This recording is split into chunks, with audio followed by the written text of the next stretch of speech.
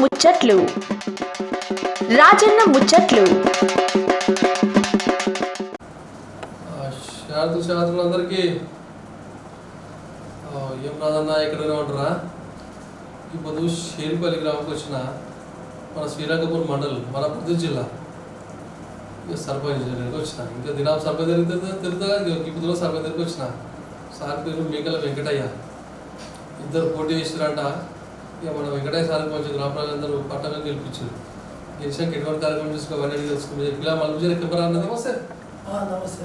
అవునా ఈ పొద్దు మీ ఊరికి వచ్చినాయి ముచ్చాడు ఇంటికి. అంత మంచిగా ఇక్కడ వాళ్ళ జోలు పడ్డారు గీత తక్కువనాయా? మరి పంటలు మంచిగా పచ్చగా కనిపిస్తున్నాయి. వచ్చినప్పుడు కాలువలు వచ్చినాయా? ఇక్కడ ఒరే మొత్తం ఎక్కువ ఒరే కదా. మరి ముచ్చటికి వచ్చా సూర్యత మరి మాది విలేజ్ శేర్పల్లి. నా పేరు మేకల వెంకటయ్య, మండల్ శ్రీరంగాపూర్, జిల్లా వనపర్తి.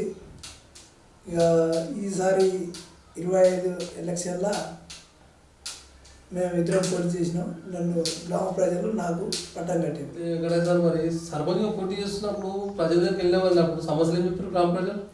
ఇంకా ఉన్న సమస్యలు డ్రైనేజీలు, లైట్లు, వాళ్ళ అవసరాలు, నిత్యావసరాలు, ముఖ్యంగా నీళ్లు ప్రజలకు కావాల్సింది, కరెంటు, డ్రైనేజీలు, ఇవన్నీ వాళ్ళకు అందుబాటులో ఉండాలి. అలా మరి గెలిచినాక ఎటువంటి కార్యక్రమం చేసామన్నా మన గ్రామంలో?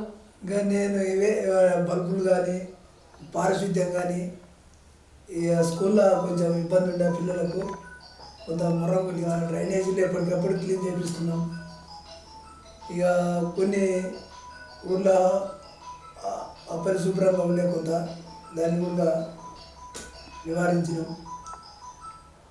కొన్ని మాకు అందుబాటులో ఉన్న కాడికి చేస్తున్నాం. అట్లనే మరి గతంలో మన కేసీఆర్ సార్ పాలన, మన రేవంత్ రెడ్డి సార్ పాలన మధ్య వ్యత్యాసం చెప్పి. కేసీఆర్కు రేవంత్ రెడ్డికి వ్యత్యాసం ఏమిటంటే, కేసీఆర్ కొంత చేసిండు కానీ కొన్ని అభద్రత పనులు చేసిండు, కొన్ని భద్రత లేని పనులు చేసిండు, కొన్ని సిస్టమ్ లేకుండా దాన్ని వేరే రకంగా చేయాల్సినవి చేయకుండా వేరే చేసిండు. ఇప్పుడు రేవంత్కు అట్లా కాకుండా కొన్ని ఫ్రీ బస్ కానీ, గతంలో 10 సంవత్సరాలు ఉంటే ఒక రేషన్ కార్డు ఇవ్వలేదు, మరి ఒక ఇందిరమ్మ ఇల్లు ఇవ్వలేదు, ఫ్రీ బియ్యం ఇవ్వలేదు, free bus, free current, free cylinder, ఇవన్నీ చాలా చెప్పుకుంటూ పోతే మనకు రైతులకు బోనస్, ముఖ్యంగా బోనస్ రైతులకంటే ఇది చాలా మనకు ముఖ్యమైనది. రైతులకు ఒక క్వింటాలకు 500 బోనస్ అంటే ఇది చాలా ముఖ్యమైనది. ఈ రేవంత్ రెడ్డి గవర్నమెంట్ చాలా మంచి మంచి పనులు చేస్తుంది. కాకపోతే కొన్ని చెప్పినవి చేయలేకపోవచ్చు, అన్నీ ఒకసారి చేయాలంటే ఎవరం చేయలేము. కొన్ని ఇప్పటికైతే మంచిగానే నడుస్తుంది గవర్నమెంట్. అయితే ఒక సిస్టమ్ మీద అవకతవకలు లేకుండా నడుపుతున్నాడు ఇప్పటికైతే. సరే, ఇంత కరువు వచ్చింది, ఇప్పుడు వర్షాలు లేక జనాలకు అందుబాటులో నీళ్ళు లేకున్నా నీళ్ళకైతే కొరత లేదు, తిండికైతే కొరత లేదు. మనకు కావాల్సింది ముఖ్యంగా తిండి, తాగడానికి నీళ్ళు, ఇవైతే అందుబాటులో పెట్టిండు ఇప్పటికైతే, ఇంత వర్షాలు లేకున్నా ఈ రాష్ట్రం మీద. గ్రామంలో చేయబోతున్న కార్యక్రమం అయితే నేను ముందు ఇప్పటికి కూడా మాకు స్కూల్లో ఇక్కడ మాకు స్ట్రెంత్ 125 ఉంది. 5 వరకే ఉంది క్లాసులు. 5 వరకు ఉన్న 125 మంది పిల్లలు మాతోనే ఉన్నారు. ఇది మా మండల ఉమ్మడి మండలం పేరు మాది. ఉమ్మడి మండలకు మా విలేజ్ అంత విద్యార్థులు ఏ విలేజ్లో లేరు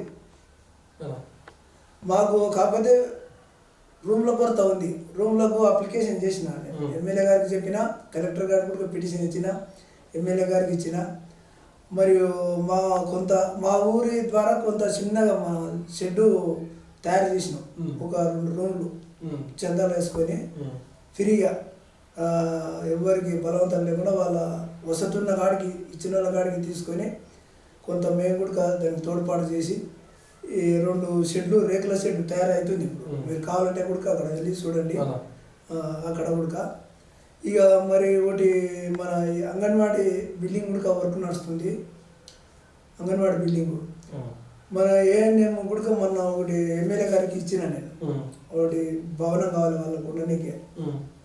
ఎందుకంటే శనివారం ప్రతి శనివారం చిన్నపిల్లలు స్కూల్లో ఎందుకు వస్తారు, వాళ్ళకు ఒక రూమ్ కావాలని ఎమ్మెల్యే గారికి కూడా పెట్టిన, ఒకటి పిటిషన్ ఇచ్చిన. మాకు ముఖ్యంగా ప్రస్తుతానికి గ్రామ పంచాయతీకి శ్మశాన వాటికే లేదు. ముఖ్యంగా దాని మీద కూడా ఎంఆర్ఓకి ఇచ్చిన, ఎమ్మెల్యే గారికి ఇచ్చిన, గవర్నమెంట్ దగ్గర కూడా తీసుకుపోతున్నాడు, ముఖ్యమంత్రి దగ్గర కూడా తీసుకుపోతున్నాడు ఎమ్మెల్యే గారు. మరి మళ్ళీ ఈరోజు ఉండే ప్రోగ్రాం కానీ ఈరోజు ఏదో కొంచెం వాయిదా పడ్డది. ఇంకా అభివృద్ధి పనులు అయితే మేము అన్ని విధాల మాకు ఉన్న ఆలోచన ప్రకారం డ్రైనేజీలు కానీ, సీసీ రోడ్లు కానీ, ఈ భవనాలు కానీ ఏం కొరత లేకుండా అయితే చేయాల్సిన బాధ్యత నాకు ఉంది. నా ప్రయత్నం నేను చేస్తానని మీకు ఇంటర్వ్యూకి నేను తెలియజేస్తున్నా. చూసినాను ఇప్పుడు మనం వెంకటన్నతో ఎట్లా ముచ్చట పెట్టినా మళ్ళీ వారితో మళ్ళీ కలుస్తా. ఇక శనార్థులు ఇక